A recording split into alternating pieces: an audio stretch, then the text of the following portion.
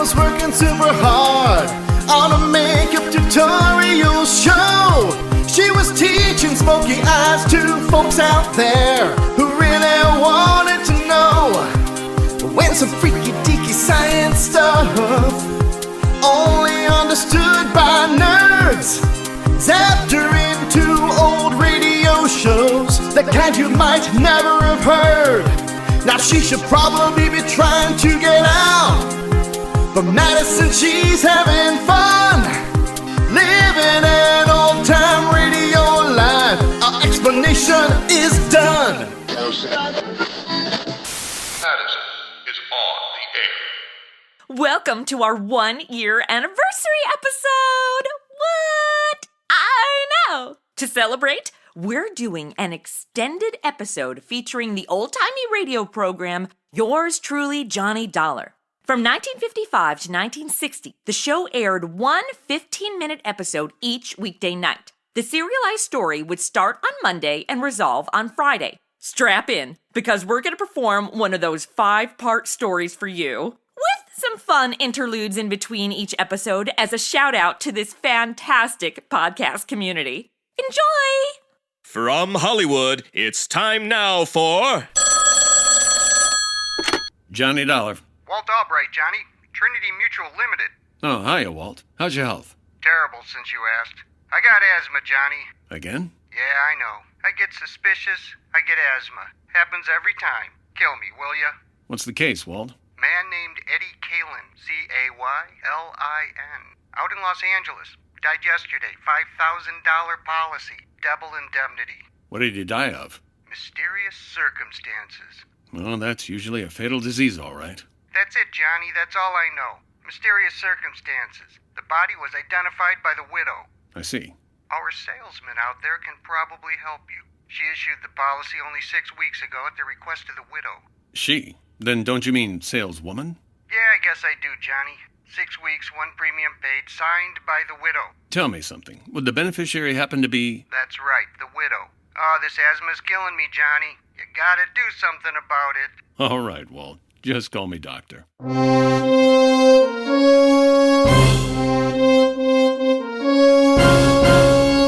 Tonight and every weekday night, Bob Bailey and... Oh, it's not Bob Bailey. He's amazing, but, dead.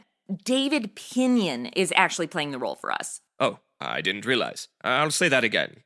Tonight and every weekday night, David Pinion and the transcribed adventures of the man with the action-packed expense account, America's fabulous freelance insurance investigator. Yours truly, Johnny Dollar.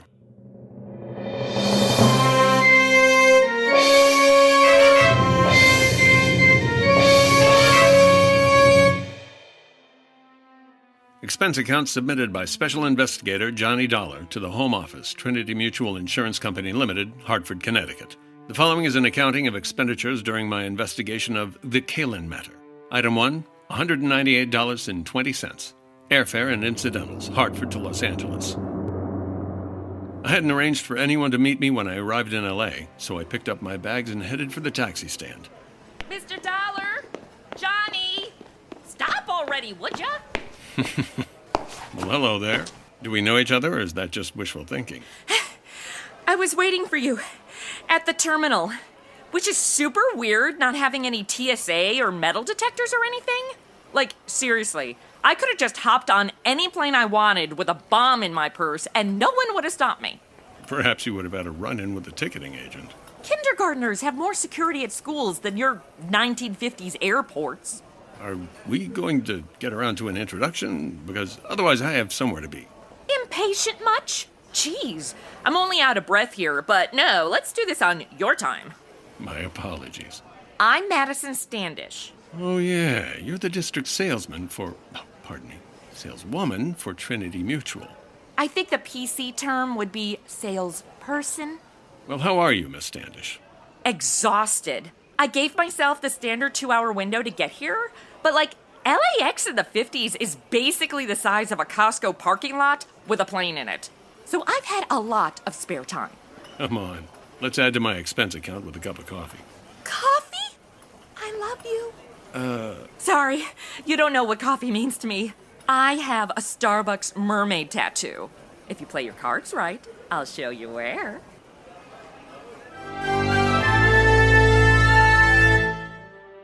Expense account item 2, $3.65 for coffee.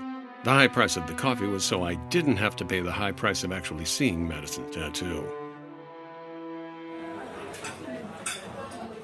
I really feel like crap about this whole Caylin policy thing. It's so very much my fault. I don't see how, unless you murdered Eddie Caylin. No, it's like I shouldn't have written the policy. I knew it right when it happened. Oh? What do you mean? I'm new to selling insurance, and I kind of suck at it. Oh, it can't be that bad. Tell me, what happened when you met with the Caylins? Well, Mr. Caylin totally wasn't into it. Like, I'm following the handbook, trying to point out the retirement security factors in our multiple endowment plan, blah, blah, blah. You didn't actually say blah, blah, blah, did you? No, I only say that if I run into words I don't know how to pronounce. I see. And the dude laughed at me. He was such a douche. I mean, I know this insurance stuff is a snore fest, but come on, you people called me. What about Mrs. Caylin? What was her attitude? She was flip side, like super serious. Wasn't she the one who actually applied for the policy? Well, not technically, because beneficiaries are not supposed to. It's a major no-no. Yeah, I know, but didn't she? I guess. I mean, she was the one who called and asked me to come out to talk to her husband. But you know how guys are. They neglect everything until the power is shut off, and then you have to wait on hold with DWP for an hour and a half while they cut out to go to a bar so they don't miss the big game. I suppose. I don't know. He signed the application, but he acted like it was all a big joke, like he was doing her a favor. And now it turned out to be a $10,000 favor. What kind of a woman is she? Well, good hair, dressed well. She had these really cute 50s suit and skirt combos. I mean, what is she like as a person? I just told you. I can give you insight into a woman's soul entirely based on her choice of lip color. That's impressive. Honestly, though, I felt sorry for her. You could tell she was in a loveless marriage with a total tool. A real happy fella, huh? But Eddie Caylin didn't laugh himself to death. That happened to one of the girls in my sorority. She'd been sick with a really bad cough, so we all decided to cheer her up and watch The Hangover with her. Well, just at the part where the little naked Asian guy jumps on that dude's back, she started laughing so hard she inhaled her cough drop.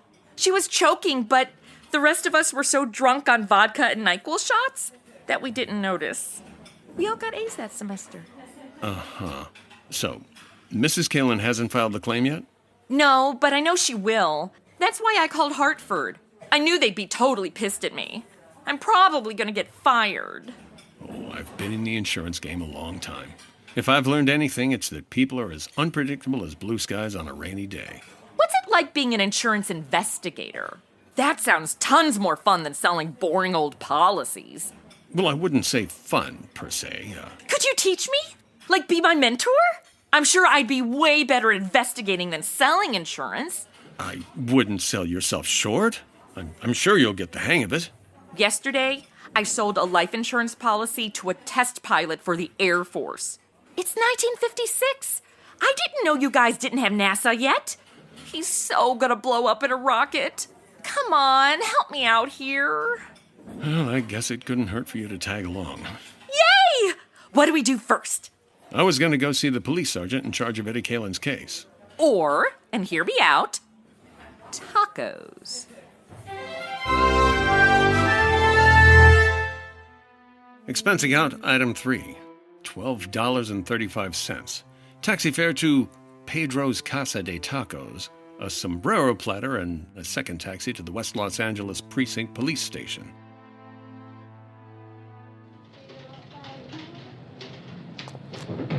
Okay, so who are we here to see?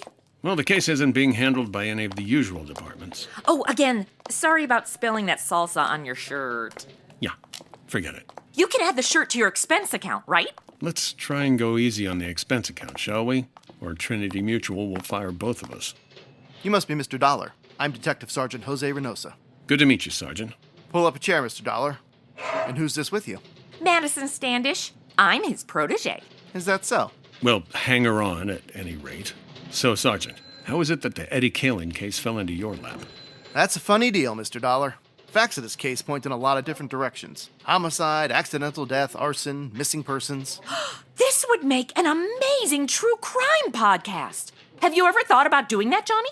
You know, part of learning to be an investigator is being quiet and listening. Oh, sure. Makes total sense. Sergeant, is it cool if I record you on my phone? You mind filling me in on some of the facts of the case, Sergeant? Yeah, I'd be glad to. Is she really recording me? Yeah, listen. Is she really recording me? What is that device? Something you may want to confiscate if she continues recording you with it. Point made. Jeez. I was gonna let you co-host. Back to Eddie Caylin. Sure.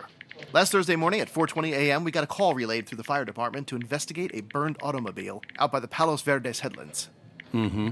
The car was lying in the bottom of a ravine below the road, and it was a total loss. Apparently, the gas tank had burst and flooded the whole interior. How do you spell Palos Verdes? Now what are you doing? I'm taking notes in the Notes app. It would go faster if I could record.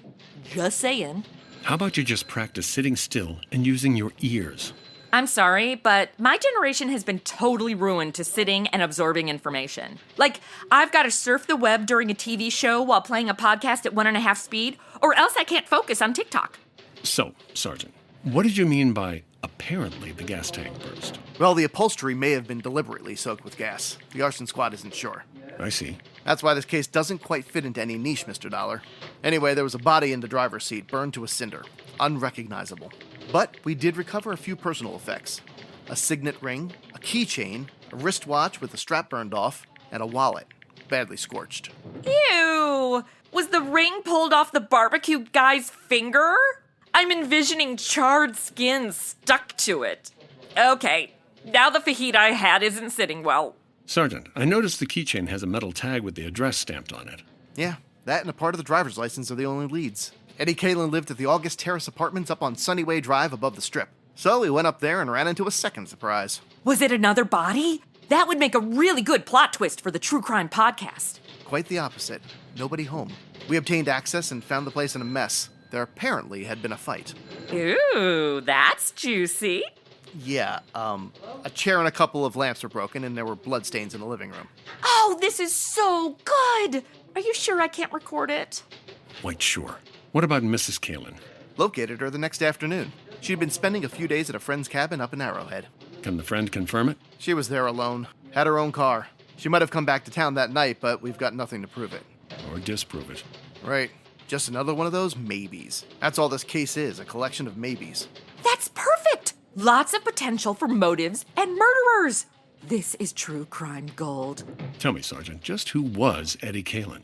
I told you already. He was a douche. No sympathy for the victim here. Got what he deserved. You knew him, Miss Standish? Maybe I should be asking you questions. Okay, the podcast host can't be a suspect. That doesn't work. I have to be an outside observer. I'd be happy if you observed from outside. Go on, Sergeant. Caylin called himself a promoter. He'd done a lot of things, been a bookie off and on, but mainly he was a gambler. Oh, and here's another maybe for you. How's that? According to rumors, Eddie was in an all-day poker game that broke up only a few hours before we found the car. The game was supposedly run by a big-time gambler named Topo Lanely, and word has it that Eddie cleaned up. Something over $60,000. Wow, he must have been good. I think the most I ever won in Vegas was $200, and that was just because the blackjack dealer wanted to ask me out. There was no money found on the body? Nope. The dude was a charcoal brigette, but oh yeah, the paper money would have survived the fire. Have you talked to this Topo? Sternly. We had him here for 4 hours this morning. He'd never heard of Eddie Caylin and wouldn't know a poker deck if he saw one. Spends all his spare time raising petunias and driving his dear old mother to church. Like that, huh? Like that. So here's another one for you. Maybe Topo didn't like the idea of losing 60 grand and decided to get it back. Yeah, that blackjack dealer ended up getting fired by the casino. But I like to think I made it worth his while. Or maybe the widow wanted the insurance, or could be someone else took a crack at him. And it's possible, of course, that Eddie mailed the 60 grand to a blonde in Milwaukee and just ran off the road by accident. No, let's not go with the accident angle. It should be a crime if it's a true crime podcast. Well, I have to agree with Miss Standish on that one. My hunch says it's murder, not an accident. Why don't you poke into it, Mr. Dollar? See what you can find. Yeah, good idea. Come on, Madison. Where are we going next? I'd like to speak with Mrs. Caylin. Oh, the widow? That's a good starting point. She's out at their apartment. There's the address. Aw, I was hoping we'd grab lunch. Lunch? What were those tacos? Look, I could eat tacos at any time of the day. They don't necessarily constitute a meal. We'll see. Oh, just one other thing, Sergeant Reynosa. When you gained access to the apartment, I assume the door was locked? Yeah, it took a little effort. What kind of a lock? Automatic night latch? Spring cylinder? No, it was an old-fashioned warded bolt. The type that has to be locked with a key? Mm-hmm. What are you getting at, Mr. Dollar? Oh, a hunch of my own, Sergeant. See you later. So for swinging by the Strip, I know this great little Mediterranean restaurant. We're supposed to be working a case here, Madison, not working our way through an ethnic dining experience of greater Los Angeles. God, you're like my sister-in-law. LA is full of amazing restaurants. But the only place she wanted to eat was the Cheesecake Factory. Ugh, so suburban.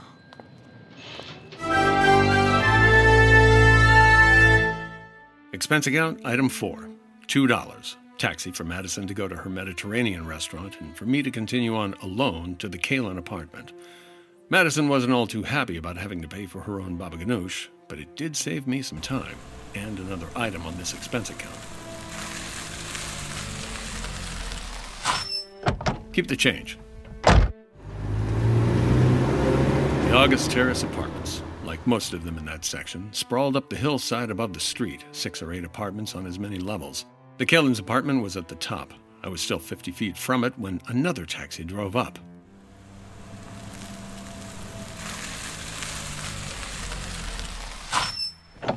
Hey, Johnny! You got money for the cab? Madison, I thought you were eating dinner at that restaurant.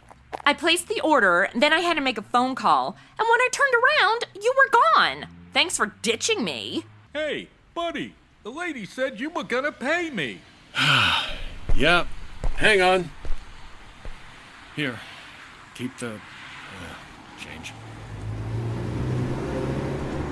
So you've been notified too? Notified? Yeah. When I called to check in at the office, my boss is so thrilled about me training with you to be an investigator. He said it was a good career challenge because there was nothing more he could teach me to be a better salesperson. Isn't that sweet? Yeah. So, what were you notified about? Oh, he said they'd gotten a wire from the home office in Hartford? I'm guessing that's a 50s version of what? A fax? What did the wire say? Mrs. Caylin had filed under the double blah blah blah clause of the policy. Double blah blah blah? Having trouble pronouncing indemnity? No, I was having trouble remembering indemnity. Okay, I'm having trouble pronouncing it. Well, I've got news for the widow. The claim won't be paid immediately. In fact, if my hunch is right, this claim's not going to be paid at all. Whoa, trumpets! Okay, I guess that's the end of the first episode. Now, here's our star to tell you about tomorrow's intriguing episode of this week's story. It won't actually be tomorrow. We're going straight into the next episode. Oh, I see. Now, here's our star to tell you about the next intriguing episode of this week's story. And it's really this month's story, because we only do one show a month. I got this. Next, a lovely girl lies, cries, crosses her heart, and hopes to die. And a killer fires from the dark. Join us, won't you? Which should probably be stay with us, won't you?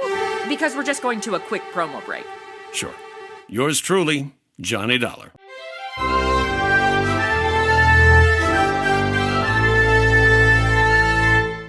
From Hollywood, it's time now for... Johnny Dollar, Mrs. Caylin. And Madison Standish. Remember me? Sold you the insurance policy. Hi. Hi. Yes, both of you. Do come in. Was there a problem with the policy, Miss Standish, that you brought in an insurance investigator? Oh, I'm not here in a sales capacity. I'm training under Johnny to be an investigator, since I kinda gotten into trouble for selling you your policy. I don't see why. Eddie signed off on it. And now that he's gone, I have a right to the money. Oh, this is classic spouse murder. Perfect for the true crime podcast. Do you mind if I record you? What? Madison, this is going to be the shortest mentorship in history if you don't stop with that right now.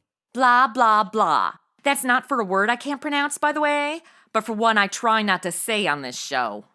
Please, sit down. Thanks. How many keys are there to that front door? Keys? Well, just one. Of course, Eddie had one. Why? What difference does it make? Just about enough difference to hang somebody.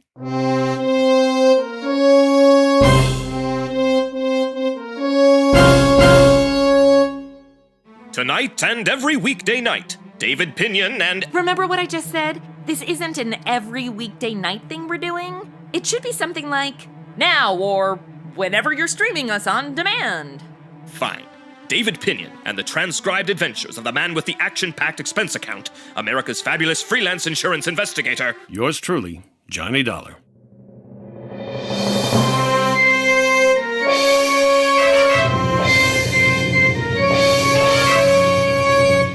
From Special Investigator Johnny Dollar, location Los Angeles, to the Home Office, Trinity Mutual Insurance Company Limited, Hartford, Connecticut. Assignment, the Caylin Matter. Expense account continued. That's quite a dramatic statement, Mr. Dollar. Are you prepared to name that somebody who may get hanged? Do they actually still hang people in the 50s? I know France used the guillotine up until the 1970s. That's some Napoleon Viva la France stuff right there. I don't have any names yet. All I want to do is ask you a few questions, Mrs. Caylin. Sergeant Reynosa already questioned me for hours. There's nothing more to answer. Will you go now, please? Refusing to answer questions. Classic. Spouse did it. I'm sick of being under suspicion, of being accused. I'm not accusing you of anything. All I'm after is some information. And if you refuse to give it to me... You're probably guilty. Guilty? Classic spouse did it. Good night, Mrs. Caylin. No. Wait, Mr. Dollar. Don't go. I'm sorry. I've been under such a strain. Forgive me. That's all right. Forget it. Well, wait, does that mean she didn't do it? Madison, this is insurance investigating, not insurance jumping to conclusions. But that's the fun part. Trying to guess who did it. Who exactly did what? Eddie died in an accident. Right. And that's where our investigation will begin. It's a matter now of trying to reconstruct Eddie's life step by step, right up until the moment he died. Ugh, that sounds like a lot of work. Is there a Cliff's Notes version? Mrs. Caylin, can you remember anything about any places where your husband usually hung out? Mostly bars, but I can only think of two. Mm-hmm. What are their names? The Jamaican Emerald on Santa Monica Boulevard, and the Brass Monkey Inn down on the Strip. What difference does it make? Eddie wasn't killed in a bar. No, but he probably met people there, talked to them. You'd be surprised how much bartenders see and hear and remember. Truth. When I thought my boyfriend was cheating on me, I paid the bartender at his favorite club to report back to me about him. Turns out my boyfriend wasn't cheating, but I still dumped him for the bartender. Free drinks is free drinks. Now, who could that be? Excuse me. You know, it'd be nice if you wouldn't go around accusing people of murder. Even when I have a suspicion, I don't just blurt it out to the person in question.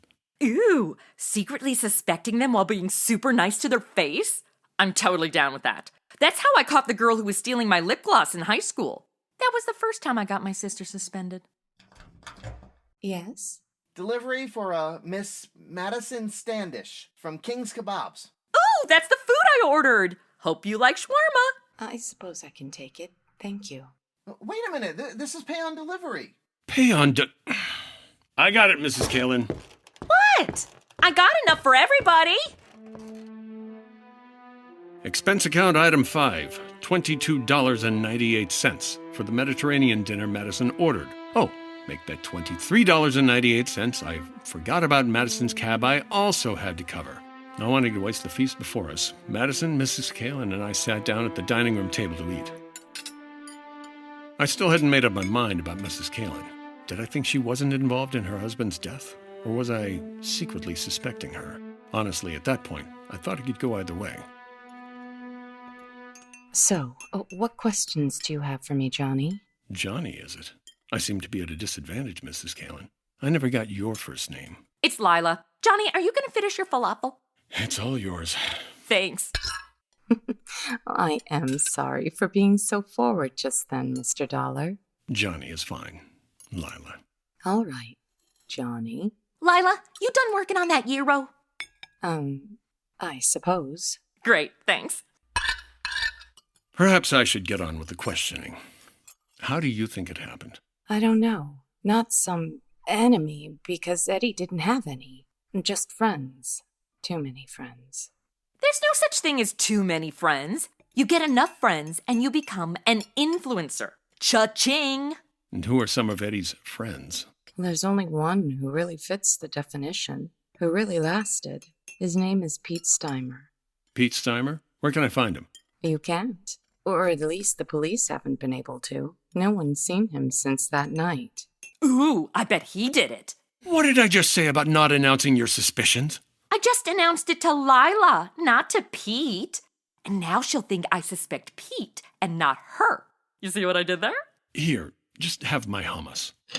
Thanks. So, Lila, what about Eddie's other friends? The ones who don't last? Oh, they drift in, drift out, depending mostly on whether Eddie had any money at the moment. Of course, there were women. Oh? Told you he was a douche. Showgirls mostly. Dancers, strippers, and so on. Ever hear any of their names? I always made a point not to. Otherwise, I would have killed him long ago. Did you kill him, Mrs. Caylin? Formal again, huh? No, I didn't kill my husband. Secretly suspecting. Did you love him? That's a good question. I don't really know.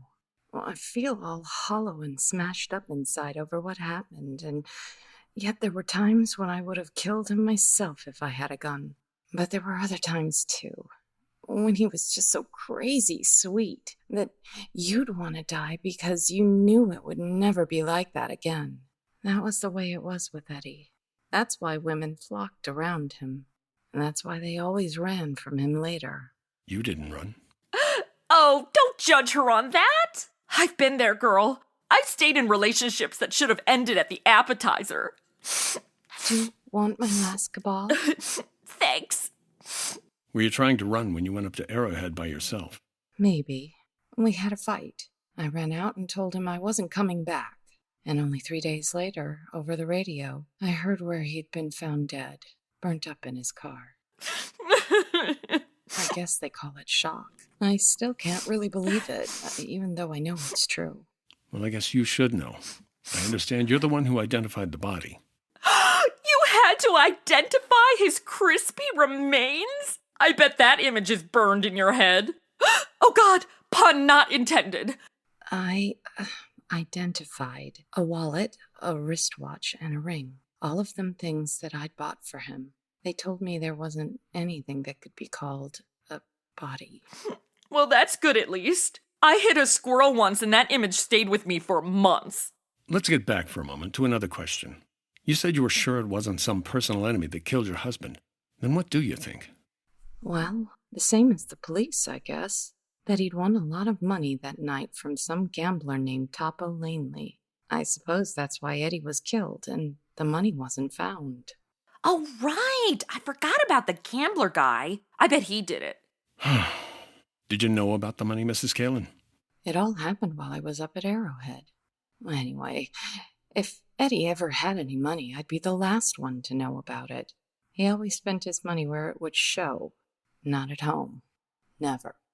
I'm sorry. Like you said, I didn't run.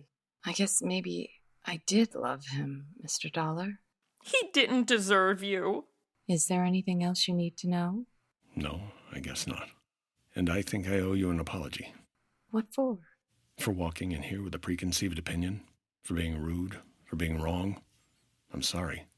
Forgive me. Forgiven. Forgotten. I need a hug. Oh my. All right, Madison, time to go.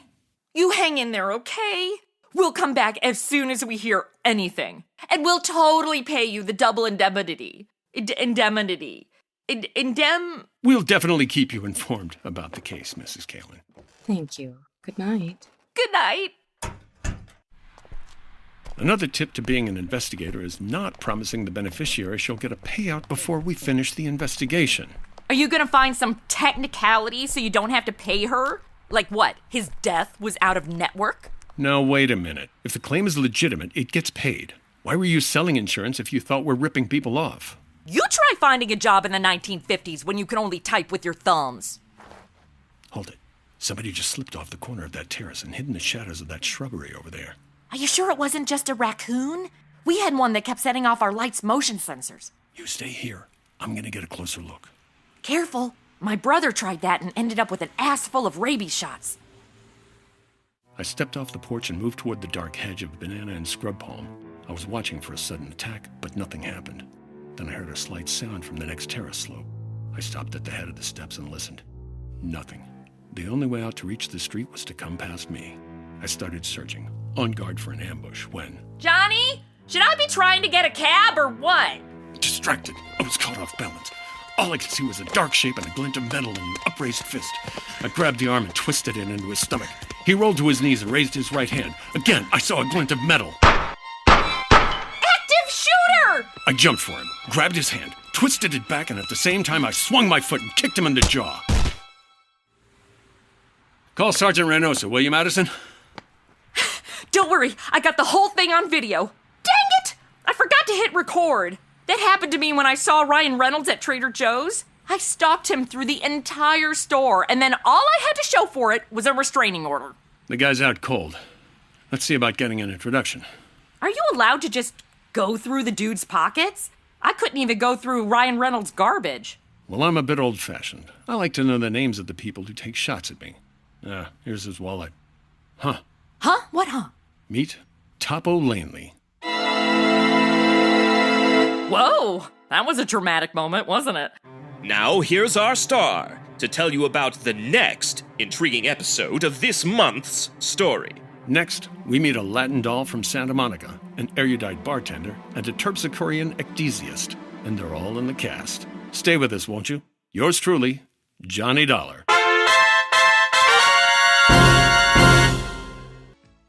From Hollywood, it's... Actually, our show is made in North Hollywood. You know, if that matters.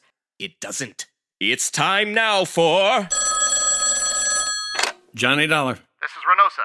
Oh, hi, Sergeant. Any luck? It's the sergeant? Put it on speaker so I could hear. I'm trying to talk to Sergeant Reynosa. Do you mind? It's my office. Come on. Hang on a moment, Sergeant. Fine, get on the extension. The what? The other phone. Pick up the other phone. Are you gonna conference me in? No, just pick up the other phone. I just pick up the other phone and he's, what, on the line? Hello? Is that you, Sergeant Sexy? Yes, it's Sergeant Reynosa, Miss Standish. Holy God! How did you do that? Please continue, Sergeant. What happened with Topo Lanley? Nothing. This Topo Lanley boy's been in jams before. He's a tough cookie and we don't scare him a bit. What's his story about last night? Says he was walking through the courtyard of the apartment house when you jumped him from the bushes. Claims he thought it was a stick-up and fired that shot at you in self-defense. Okay, he's totally capping. He was hiding in the bushes. The only time it's acceptable to hide in bushes is when you've been served with an unfair restraining order. Ryan Reynolds. We can hold him overnight for carrying a concealed weapon, but that's about all. Johnny, he'll make bail in the morning. Well, fine. Let him. Things aren't adding up, and it's got him worried he's being double-crossed, and he's fighting mad about it. On the loose, maybe he'll be a help to us. How? Maybe you can find Eddie Caylin. Fact check? Eddie's burnt toast. Wanna bet?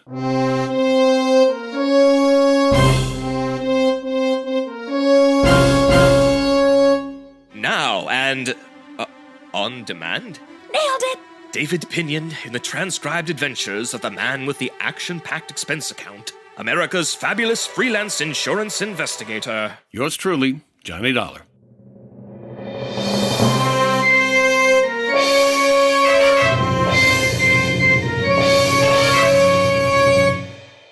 From Special Investigator Johnny Dollar, location Los Angeles, to the Home Office Trinity Mutual Insurance Company Limited, Hartford, Connecticut. Assignment, the Caylin Matter. Expense account continued. You actually think Eddie Caylin is still alive? It's just a hunch. I was once taken in by a death hoax about Taylor Swift. I don't see why they had to call the police just because I was demanding to see her body. I was distraught. Never did get my megaphone back. I'm still thinking about how the police found the door of the Caylin apartment locked on the night of Eddie's death. Locked with a key. But what about Topo Lanely? Seriously, what kind of name is that? He doesn't sound like a big-time gambler. He sounds like a clown no one wants at their birthday party. Unfortunately, a hunch isn't proof. And proof is what we have to have. Expense account item 6. $14.10 transportation to, and incidental to that, a dim little hole-in-the-wall bar out on Santa Monica Boulevard called the Jamaican Emerald. Well, they've certainly gone to 11 with their Caribbean theme. I expect to see Jack Sparrow behind one of those palm fronds. Yeah, if you ever wanted to drink out of a coconut, now's your chance. Ooh, could we put that on the expense account? Disregard what I just said. You would like a nicer table, amigo. Did she just address you and completely ignore that I'm sitting right next to you? I am sorry. I did not see you there, senora. Senorita, thank you very much. Ah, not married then? No. A new romance, perhaps. OMG, he's like my dad's age. I've only ever dated one guy that super old, and it was only because I was flunking chemistry. You're a real asset to my ego. Perhaps I shall leave you then. No, please, sit down and let's get acquainted. I'm desperate for good conversation. Oh, are we grilling her for information? I was trying to do it a bit more subtly. Grill me? Please, sit down. I'll buy you a drink. Take it. It's like pulling teeth to get this guy to put anything on his expense report. Well, maybe. For a few minutes. My name is Pepita. I'm Johnny Dollar. This is Madison Standish. Sup? Now, what'll you have? A champagne cocktail. I want one of those coconut drinks. All right, already. Here's a couple of bucks, Madison. Get whatever you want from the bar. My favorite words. Next to, the test came back negative. For you, Pepita, here's $10. What I want from you is some information about a customer who comes in here a lot. Or used to, anyway. Eddie Caylin. You know him? You're not the police, or you would not give me $10 for just talking. Sure, I know Eddie. What do you want to know about him? When did you see him last? On Thursday, the day before he was killed. How did he act? What did he say? Anything out of the ordinary? He said he loved me madly, passionately, devotionally. And if I do not love him too, he will kill himself. Just like ordinary. Que hombre. He was, how you say, he was the most. Quite a boy. Johnny, I can't buy the drinks. The bartender wants an ID, and my driver's license says I haven't been born yet. Then sit down. Do you want that I should get some drinks? That'd be great. I'll take whatever comes in a coconut. Let's just focus on the question so my $10 doesn't walk away, Pepita, how long was Eddie here that night? Que sabe? 1 hour, perhaps? By himself? No, with his amigo, with Pete. Pete Steimer. See? Have you seen Pete since then? No. I do not think nobody has seen him. What about women? Women? Yeah, other girlfriends of Eddie's. Next to you, of course. Ew, you dated a married man? If you don't know he's married, it's not your fault. But if you do know he's married, you are a lady douche. See, I know. But I not take Eddie for serious. Douchette. Any of his other women work in the nightclub here? Eddie? He was too smart for that. And each one place only one girl. That way, no trouble.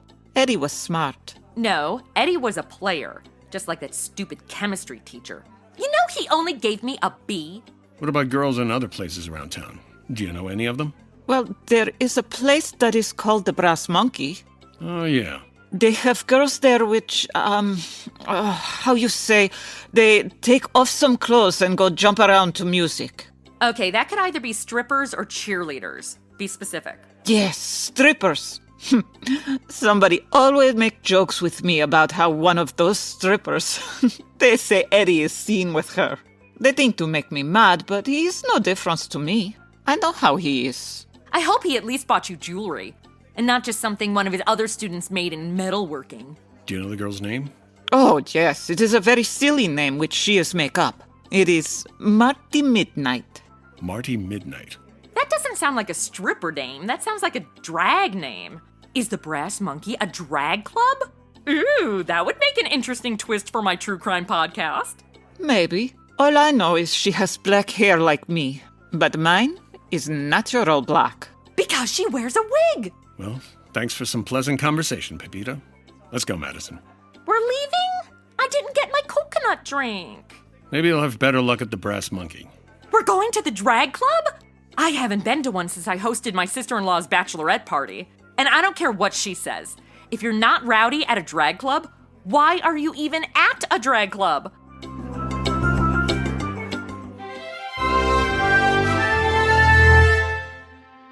Expense account item 7, $23.40. More transportation and some more of those incidentals. This time to the Brass Monkey Inn. That name had come up twice now. Eddie Caylin's widow had mentioned it first, so I figured we'd better have a look at it. Well, the Jamaican Emerald was a library compared to this place. This isn't a drag club. They're all just regular showgirls. Sorry to disappoint. They aren't even strippers. I mean, where's the pole? 7 lively dolls all in a row, but none of them with black hair. Come on, let's go chat up the bartender. You owe me a drink. Ugh, this indoor smoking. It's like a nicotine fog machine. Yeah, I got a feeling it'll take a moment for that bartender to spot us. Ah, here he comes. Sorry, Buster. Just couldn't see you for looking at you. That's all right. Who'd bother with a customer while that floor show is going on? Another art lover. Man, I tell you true. On that stage is the cream of the crop. 7 shining sisters. The Pleiades, brother. The absolute top zenith of the entire ecclesiastic firmament. Okay, they're not all that. I've been backstage at cheerleading competitions and have seen some of the tightest asses on the planet. You looking for a job, sweetheart? We're just looking for a drink. Scotch over ice. Checko. Do you have anything that comes in a coconut? No, but I got everything that comes in a shot glass. Tequila, then. Lady got herself some exquisite sapidity for resplendent beverages. Okay, I understood the Spanish-speaking woman better than this guy. I read a lot. That's where I get all them big words. Always trying to better myself. Admirable. I got a system, too. A shortcut. You know all them books around? You know what they're full of? No clue. I never read a single assignment for English. Words. And you know where they get them? From the dictionary. So I don't mess around. I go right to headquarters. The only book I read is the dictionary. The dictionary? Did that come in an audiobook? I read it through twice. And now I'm clear up to J on the 3rd time round. Do you know what a Joss house is? A house where Joss Whedon lives? It's a Chinese temple. Bingo. How about those drinks now? Oh, I'm sorry, Buster. Here you are. Say, you're pretty smart yourself. Oh, I'm a pedant. That's with a P. Nah, won't get to that for another 3 months. That's $2 even for the drinks. Here you go. Keep the change. No, thanks. Well, hey, this is a 20 you give me. Good. Keep them coming. Slow down, Madison. We're still working. Working? Say, what is this? All I want is some information. Like what? Like where is Marty Midnight this evening? Oh, that I wouldn't know. She ain't been around since, maybe not for the last 4 or 5 nights. Since Eddie Caylin was murdered. Was that what you were about to say? Police? Insurance investigators for Eddie Caylin's policy. Now set up another shot. Eddie Caylin with insurance? Who's the beneficiary? His wife? Well, I never met the gal, but I guess she's got something coming. Oh, man, that cat could operate. Of course that impresses you. You gotta be a pretty classy guy to work in a strip club. Work here? I'm the manager, dollface. I hire 'em, fire 'em, and in between, admire 'em. Man, oh man, what a life. Well, you definitely found your calling. Do you know a friend of Eddie's named Pete Steimer? Sure, I know him. He hasn't been around either. Disappeared that same night, huh? Yeah, that was a bad night all around. There was another guy that dropped out of sight, too. Hood named Mike Kelso, one of Topo Langley's boys. You know Topo? Comes in all the time. He's hey, wait a minute. You must be the cat that broke his arm. Ha!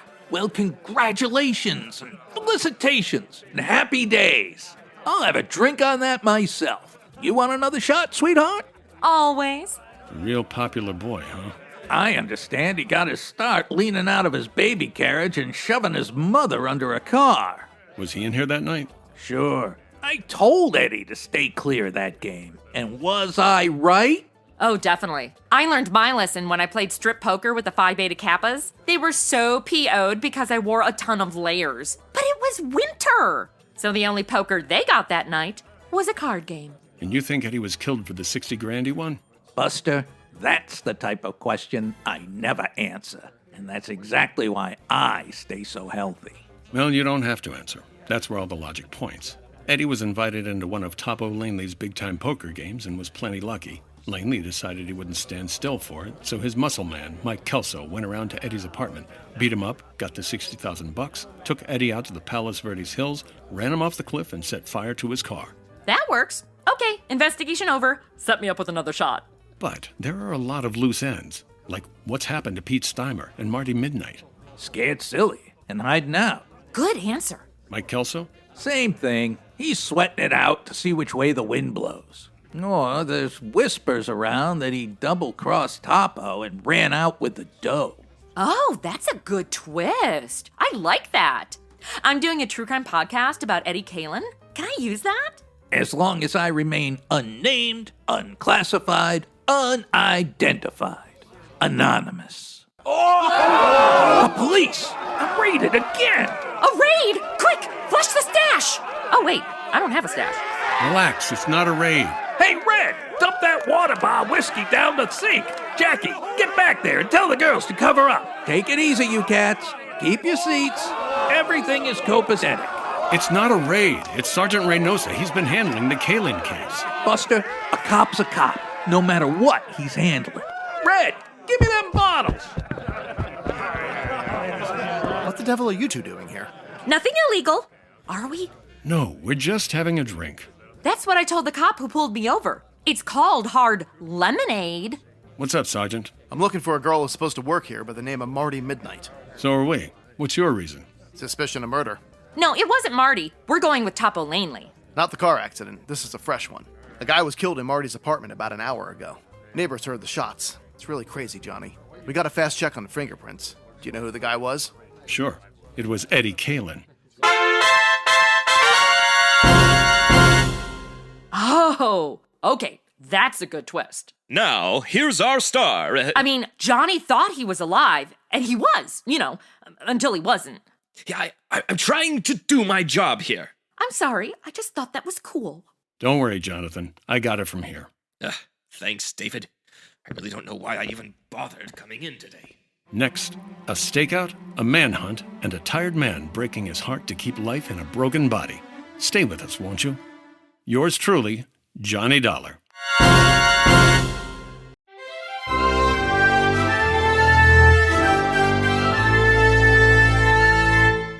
From North Hollywood, it's time now for... Madison Standish. Give me that phone. Johnny Dollar.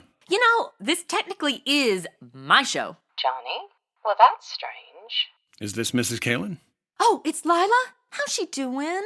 Someone from the police department asked me to call Sergeant Reynosa at this number. Yeah, Reynosa was trying to reach you, but your phone didn't answer. Say hi for Madison. Quiet. We're at the apartment of a girl named Marty Midnight. Ever hear of her? No. Why? Lila, you better brace yourself, honey. You've got another shock coming. Shock? What do you mean? Madison, give me back that receiver. Lila, Eddie didn't die in the car accident. Eddie? Eddie's alive? Oh, I hadn't finished. Now he's for sure dead. I'm looking right at his bloody corpse. Who did it? Johnny, we still thinking Topo Langley on this one? Give me the phone. Lila, we don't know who did it. Hang on to yourself. We'll come by and see you as soon as we're done here. Would you, Johnny? Please? Promise. Oh, dang it. Anybody got a towel? I just stepped in his pool of blood.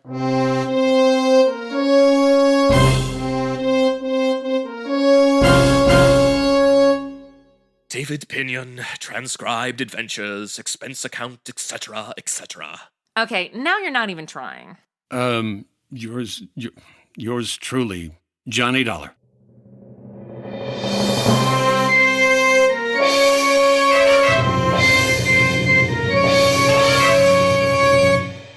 From Special Investigator Johnny Dollar, location Los Angeles, to the Home Office, Trinity Mutual Insurance Company Limited, Hartford, Connecticut. Assignment, the Caylin Matter. Expense account continued. Look, I said I was sorry. I tried to step around the blood, but it's all over the floor. Just let the homicide squad finish up, huh? The body's gone. I just wanted some pictures of the crime scene for my true crime podcast. It'll be great for marketing. Ooh, maybe the cover art. I'm tired, Johnny. Just plain dead dog tired. Yeah, it's getting to be a long night. Dude, is that Griffith Park across the street? How could she afford this place? She must be making bank as a stripper. So, talk to me, Johnny. You weren't surprised when you heard Eddie Caylin had been alive all this time. Well, it started with a hunch when you told me you found the door of Eddie Caylin's apartment locked when you went there that night he was supposed to have died. Yeah, I know, locked with a key. You mentioned that, but... Oh, he has been going on and on about this lock and key thing. Is there a point to be made? Because otherwise, I think we should get breakfast. You're hungry again? I need pancakes to soak up my tequila. If it had been a door with a night lock or a spring latch that snaps when it's pulled shut, it wouldn't have been anything. It still isn't, as far as I'm concerned. Sergeant, you want to grab breakfast? Look, there was evidence that there'd been a fight in that apartment that night. We had assumed that somebody had knocked Eddie unconscious or killed him there, and then taken his body out to his car and driven it to the Palos Verdes headlands and set fire to it. That's right. But clearly somebody had taken the time to stop and lock the door. Oh, I know! When you think you're going to get caught for something, you're in a hurry, so you wouldn't stop to lock the door. And Bingo was his name, Al? Right. The heat was on. They had a body on their hands. Maybe somebody had heard the fight and called the police. They had to get out fast. This is almost exactly how I got fired from Applebee's. Yeah. So, under those circumstances, can you imagine anyone taking the time to go through Eddie's pockets to find his door key and then bothering to stop and lock the door behind him? It's illogical except for one person, Eddie himself. How do you figure? With him, it would be just a matter of habit, locking the door as usual when he left home. All right, Johnny, I see your point. Then how do you call the play that night? About the way we've been tagging it, up to a point. Eddie won $60,000 in that poker game with Topo Langley. But when Mike Kelso went to get it back from Eddie, it was Mike who lost the fight, and he's the burnt nugget in the car. Boom. Probably did it with Pete Steimer's help. Then he faked his own death to take the gambling money and get away from poor Lila. Oh, we gotta pay her the double anemone. Indemnity. No, we can't yet. We don't know how Eddie died this time around. Pete and Marty have disappeared again, and the $60,000 is still missing. Find them, you find the money. Ooh, the stripper mistress lands the man, but murders him to run off with his best friend. This is so close to true crime perfect. Are any of them celebrities? Did a local car ad something? Of course, Johnny, there is one other possibility. What's that? Topo Langley. Was he out? Yeah. Unfortunately, a good lawyer on his side and a poor case on ours sprung him 2 hours before the shooting. I got it. Watch the blood! I am! You think I want to be traipsing my Italian leather boots through blood? Probably one of the uniformed boys on duty outside. Do your uniformed boys go undercover as hot young girls? The policeman outside said for me to come to you. French hot young girls? What can we do for you? I am Jeanette Dubois, the person who reports the shooting on the telephone. Come on in. Watch the blood. Oh, mon Dieu! How come you refused to give your name when you phoned the police? You captain? Sergeant Reynosa. This is Johnny Dollar and... Madison Standish. Hey, is that jacket Christian Dior? It is so fit! You are also police? I have been the fashion police. With your ensemble, though, get out of jail free card. Why wouldn't you give your name when you reported the shooting, Miss Dubois? I'm very sorry, monsieur. You see, I have not been in this country too long, and I'm afraid that I will be implicated, so I do not give the name at first. But finally, I think it over. I call my friend at the consul. He say I must come to you immediately. He's right, and if you cooperate with us now, we can forget about you not telling us sooner. Wait, aren't there anonymous tip lines? Witnesses who come forward have to give their names? You could be a lot less dicky to her. She's putting her life at risk talking to the cops. My life? At risk? No, not at all. Madison is not a police officer, as you can probably tell since she's once again standing in the victim's blood. Oh, Madison. What? Ah, damn it. So, Miss Dubois, you heard the shooting? Oui, monsieur. I was walking past in front. I live 3 places down from here. All of a sudden, there is a bang, bang, bang, and I'm scared to pieces. I can imagine. Then the door of this place, it slam open very, very quick, and I jump in the shadow behind the bush. A girl come out, and then she stop in the door. What did she look like? It is too dark for telling good, but I've seen her before. I know from her hair, very long, black. Marty Midnight! Jinx! Was that the one? The girl who lives here? Oui, monsieur, but I did not know her name. All right, what happened then? She's standing in the door for a second, and she's wearing how you say it, a blanche, a white raincoat. She's holding something in her hand, this thing. She wipes with the raincoat all over, then she throws it back in the room. A gun? Jinx times 2. I think so. Then she pulls the door shut and runs down the street. Then I hurry home very fast and telephone to the police. You didn't see anybody else? No, Monsieur Dallaire. I watched from my window until the police come, and nobody else has come out or go in. Thank you for your information, Mr. Bois. Does that mean I can go now? Yes, just leave your name and address with the officer outside. And the name of the store where you bought that jacket. Certainly. Au revoir. That kind of surprises me. I can figure the two of them together ganging up on Eddie, but apparently it was just Marty Midnight. Jinx times 3. You owe me Coca-Cola and a big cookie. Oh, Madison. I'm still drunk on tequila. Pancakes are the cure. You've been informed. What the devil? Come on, Sergeant. Okay, somebody needs to clean up this blood.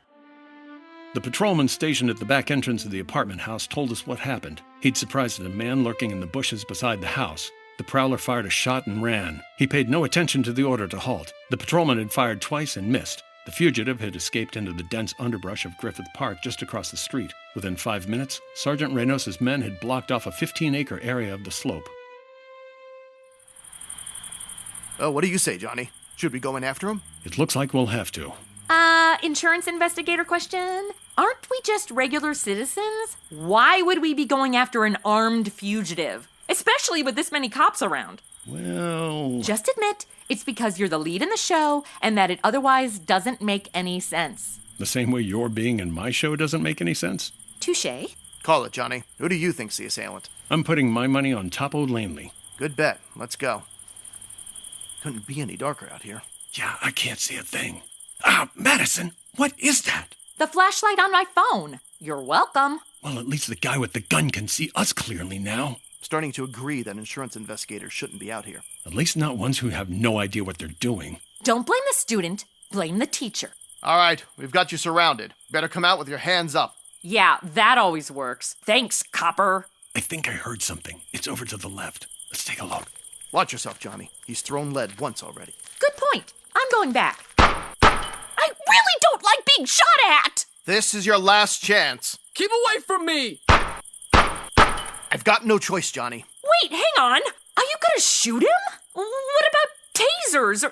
Oh, they probably haven't been invented yet. Billy Club? Against a gun? I'm taking the shot. Ah! He's down. Come on, Sergeant. Well, what do you know? It wasn't Topo Langley. It was Eddie Caylin's friend, Pete Steimer. Oh, well, great. I just stepped in his blood, too. You're putting new boots on that expense account of yours.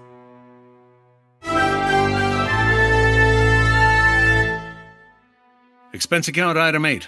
$1 for a newspaper, 2 packs of cigarettes, and a cardboard carton of hot coffee purchased from an all-night diner across the street from the Queen of the Angels Hospital. You got all of that for only $1? Why are you interrupting my expense report?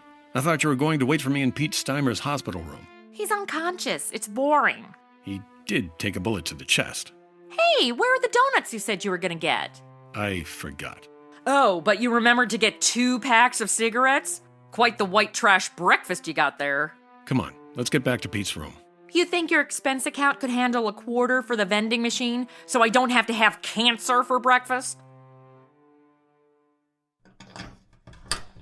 See? Still unconscious. Where? I'm gonna hit the cafeteria. See if I can find a breakfast burrito or something. Quiet, Madison. Pete's waking up. Are you sure? Because I've been watching him drool on himself for over an hour. Where am I? Take it easy, Pete. Eddie. Is Eddie here? No, Eddie's not here. He ought to be here. No chance of that. Dude's dead. It's always been like this. Relax now. It's all right. Eddie always runs out and Easy now. Easy. leaves somebody else to face the music. Pete. Pete. Looks like Pete's gone to face the music. And there's the music. Hey, where's the announcer guy? Dude, it's the end of the episode. Can someone check the craft services table for the announcer guy? I think he's a little upset with you. Why? What'd I do? Perhaps you stepped on his lines a few too many times? Ugh, diva much? Okay, I got this. Now here's our star to tell about the final intriguing episode of this month's story. There. Okay, David, just one more episode to go. Whew. Next, a quarry run to earth, a strange alibi, and a shocking twist at the wind-up. Stay with us, won't you? Yours truly, Johnny Dollar.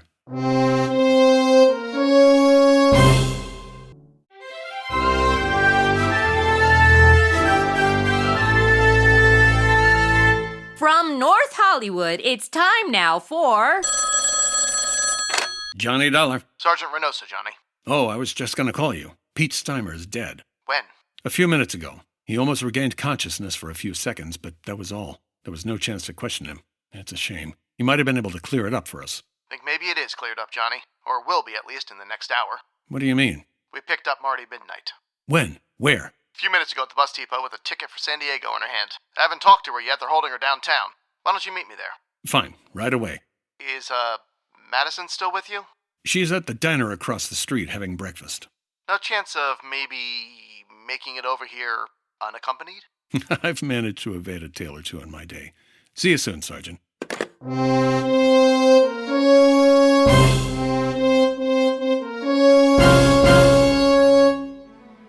Do you need me over there, David? Nope, I'm good. You just finish your breakfast.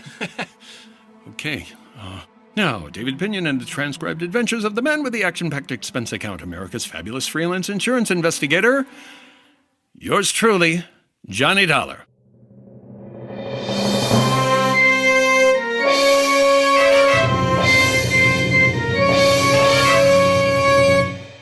From Special Investigator Johnny Dollar, location Los Angeles. Yeah, gotta hurry before she gets back. Okay, you're here.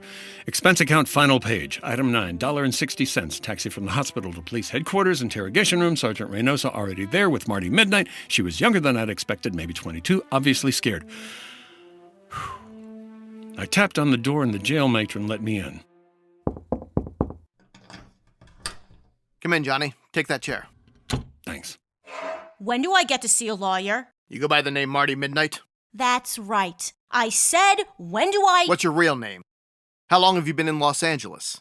Where did you live before that?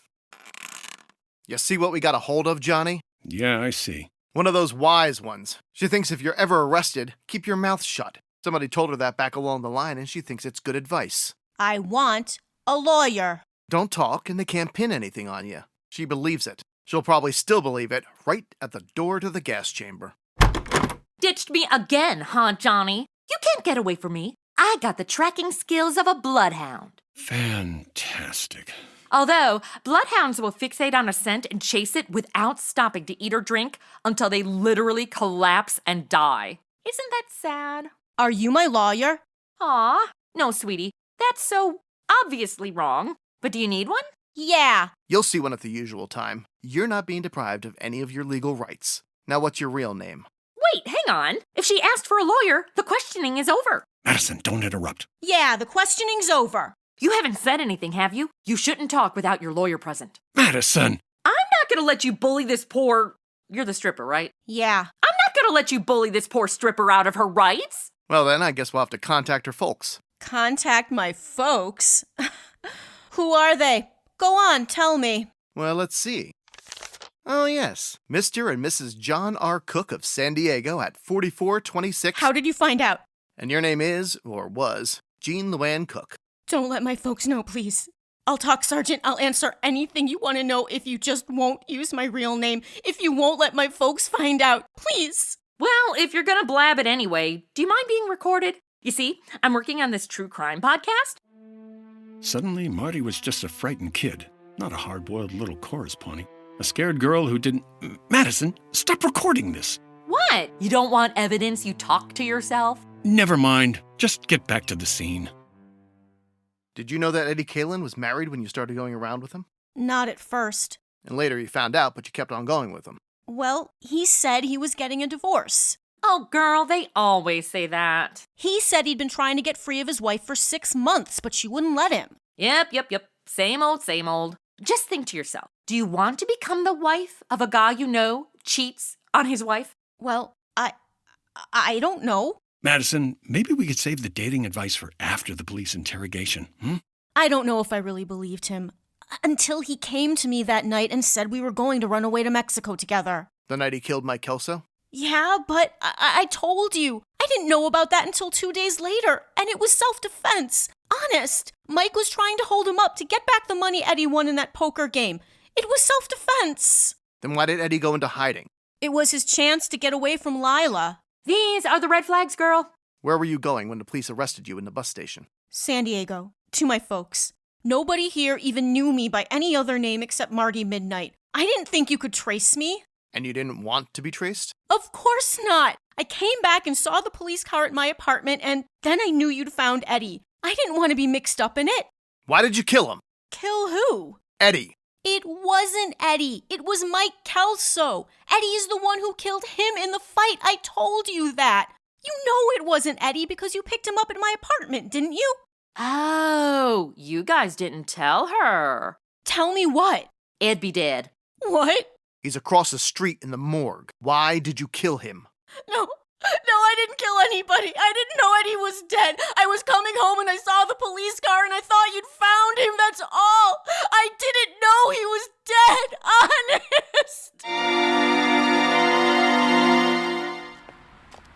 Honest. Honest. You hear that? Honest. Cross my heart and hope to die. Well, maybe she will. Poor kid. I don't think she did it. A witness saw her leave, saw her wipe off the gun, throw it back into the apartment. The lab boys are making a paraffin test now for the clincher. Still, it's a nice red herring for the true crime podcast, but I'd rather it be Topo Lanely. Well, in true crime, you can't always write the ending you want. Taxi! Taxi! Where are we going now? We promised Lila Caylin we'd see her and tell her what happened. August Terrace Apartments, West Hollywood. You got it. Oh, geez, do we have to? I'm probably gonna cry the second she opens the door. If you still want to be an investigator, you might want to try curbing your every emotion, especially in front of the client. I can't help it. I relate too much to Lila. It's not that I don't want to date nice guys. I just always mistake the bad guys for nice guys. Now that I can't help you with. What can I say? I have the dating instincts of a bird building a nest on a freeway overpass.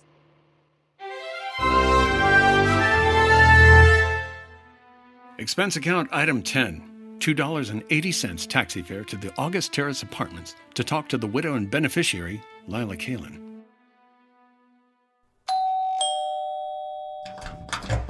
Oh, Johnny, Madison. Come on in. Oh, Lila, I'm so sorry. Can I get either of you a coffee? Or something harder? Irish coffee?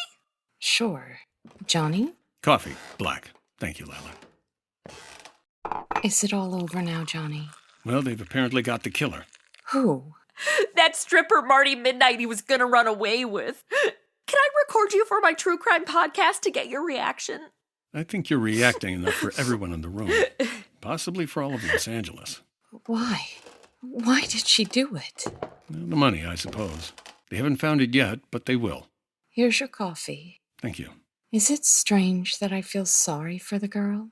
Maybe because I feel sorry for myself or anybody who ever got mixed up with Eddie.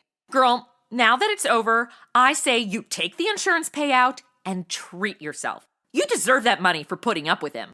Like the time I sold off all of my cheating boyfriend's guitars, amps, and speakers and stuff, and bought myself a really cute pair of shoes. I deserved it. Well, who could that be this early in the morning? Oh, it might be Sergeant Reynosa. I told him we'd be here. Hello? You know, I think I should focus my entire true crime podcast around Lila. She's really the victim in all this. She represents all women who have ever loved a douche nozzle. I suppose that's one way to approach it. Oh, yes, just a moment. You were right, Johnny. Thanks. Yeah. Hold on to your hat, Johnny. It's wide open again. What do you mean? The paraffin test. Negative. What? What? Shh. What? Marty Midnight hasn't fired a gun in the last 2 days. She was telling the truth, witness or no witness. So it looks like Topolino again. Sergeant, wait. Huh? What was Marty wearing when they picked her up at the bus depot? Why, the same thing she was wearing when you saw her. Skirt and sweater. Did she have a coat on? A short jacket. What are you getting at? Johnny? Sergeant, can you come out here right away? To Lila's place? Why? It's important, believe me. All right, Johnny. Right away. Then this other guy I dated borrowed my car to have parking lot sex with a waitress at Denny's. And then there was... Oh, Johnny. What was it? Lila with the coal black hair. It is beautiful. Although, I would point out the necessity of conditioner with LA water. Split ends, sweetie. It's a war we all fight. Pepita has black hair too, and Marty Midnight. Eddie only liked dark-haired girls. I find I transcend type. The only guys who won't date me are gay. So with them, I go shopping. Yep, Marty has long black hair, but what she doesn't have is a white raincoat. She doesn't? I could take her shopping. I got the name of Jeanette's boutique. You won't have to take Lila shopping, though. She already has a white raincoat, don't you, Lila? What? Where is it? Here in the closet? Johnny. What's going on, Johnny? Aha. Would you look at that? So what if Lila has a white raincoat? A witness saw a girl leave Marty's apartment right after the shots, but it was dark, and all the witness could make out was black hair and the white raincoat. What do you mean? The witness saw the girl wipe off a gun on the front of her coat, then throw it back into the apartment. Yeah, I remember. I was in that scene. So? So Marty Midnight never fired a gun, and there are smudges on your white raincoat, Lila. No! It's no use denying it. Reynosa is on his way out here. They'll make a paraffin test and prove you fired the gun. They'll probably dig up the taxi driver who took you out there. They'll search the place here and find the money. Was that it? The money? Was that why you killed him? I believed you! I trusted you! I shared falafel with you! I didn't mean to do it. While I was talking to you, I suddenly wondered if it might have been somebody else's body in the car. I knew about Marty Midnight, of course. I knew about all of them. Then after you'd both gone, I went there. I waited until I saw Pete and Marty leave, and then I forced my way in. So what happened? Eddie was furious. We argued, and he drew a gun on me. He threatened me. We struggled, and... So that's going to be your pitch, huh? A plea of self-defense? That's it, Johnny. Self-defense. I buy it. She didn't mean it. She was just protecting herself. Right, Lila? Like I said, Madison, in true crime, we don't get to write our own endings. I don't think I'm cut out for this true crime podcasting. I think I'm too emotionally involved. I'll stick to insurance investigating. About that. So, lunch? Expense account, item 11, $263.35. A last meal from Madison, Cantonese. At that point, I figured, why break from precedent? And finally, plane fare back to Hartford. Expense account total, $546.33. End of expense account, end of report. Remarks. So the question is, why do girls put up with the Eddie Caylins of the world? There you are, announcer dude! Come on, it's the end of the show! Don't pretend like you didn't see me! And why does anyone put up with Madison Standish? I heard that, David!